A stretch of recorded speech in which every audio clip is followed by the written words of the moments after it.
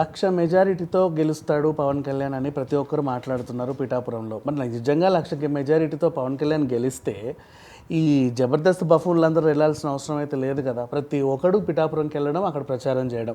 ఇది వీళ్ళకి అర్థం కాని విషయం ఏంటంటే, ఒక బర్రెలకని సింపుల్గా ఎగ్జాంపుల్గా తీసుకోవచ్చు. కొల్లాపూర్ నియోజకవర్గం నుంచి లాస్ట్ టైం అసెంబ్లీ అభ్యర్థిగా బర్రెలకు నిలబడింది. ఎక్కడెక్కడి నుంచో జనాలు వచ్చారు. మొత్తం రోజు కనీసం 300 మందికి భోజనాలు పెట్టి కూడా పంపింది. చూసాం మనం కూడా. ఎన్ఆర్ఐలు వచ్చారు, వేరే రాష్ట్రం వాళ్ళు వచ్చారు, వేరే వేరే సంఘాలు కూడా అన్నీ అక్కడికి వచ్చాయి. అక్కడ ఎగ్జాంపుల్ ఏంటంటే, వాళ్ళందరూ రావడం వేరు, అక్కడ కొల్లాపూర్ ఓట్లు కొల్లగొట్టడం వేరు. బేసికల్లీ ఇప్పుడు కూడా పవన్ కళ్యాణ్ ఇదే చేస్తున్నాడు. పిఠాపురంకి దేశం నుంచి అందరూ వస్తున్నారు కరెక్ట్. వీళ్ళందరికీ ఓట్లు ఉండవు అక్కడ. మనకు కావాల్సింది పిఠాపురం వాళ్ళు. పిఠాపురం జనాలను అట్రాక్ట్ చేయడానికి మనం గడప దగ్గరికి వెళ్ళి బొట్లు పెట్టో, లేకపోతే వాళ్ళకి మాట ఇచ్చో, లేకపోతే మేనిఫెస్టోలు ఇచ్చో ప్రచారం చేస్తే ఉంటుంది. ఎక్కడెక్కడి నుంచో ఎవరెవరు వచ్చినా వీళ్ళని చూడడానికి జనాలు వస్తారు. అఫ్కోర్స్ వీళ్ళే జనాలను కూడా తీసుకెళ్తున్నారు. కానీ మనకు కావాల్సిన ఓట్లు పిఠాపురం ఓట్లు. ఆ ఓట్లని తీసుకురావడానికి మాత్రం ఎవరూ ప్రయత్నించట్లా.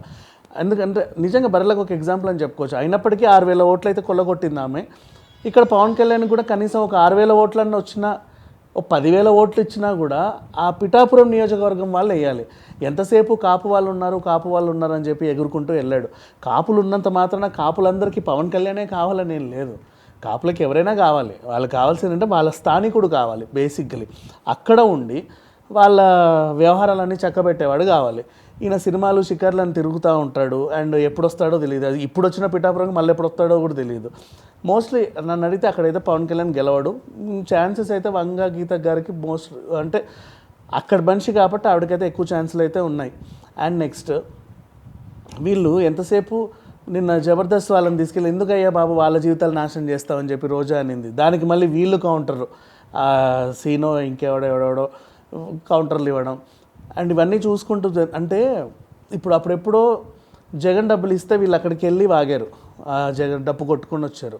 ఇప్పుడు పవన్ కళ్యాణ్ దగ్గరికి వెళ్ళారు. అంటే ఎవడు బిస్కెట్లు పడేస్తే అక్కడికి వెళ్ళి మొరుగుతారు. వీళ్ళ గురించి మనం చెప్పాల్సిన అవసరం లేదు, అసలు మాట్లాడుకోవడం కూడా దండగా. ఇక అసలు విషయానికి వస్తే పిఠాపురంలో మాత్రం పవన్ కళ్యాణ్ అయితే 100% గెలవడు. ఓటమిని వెతుక్కుంటూనే అక్కడి దాకా వెళ్ళాడు.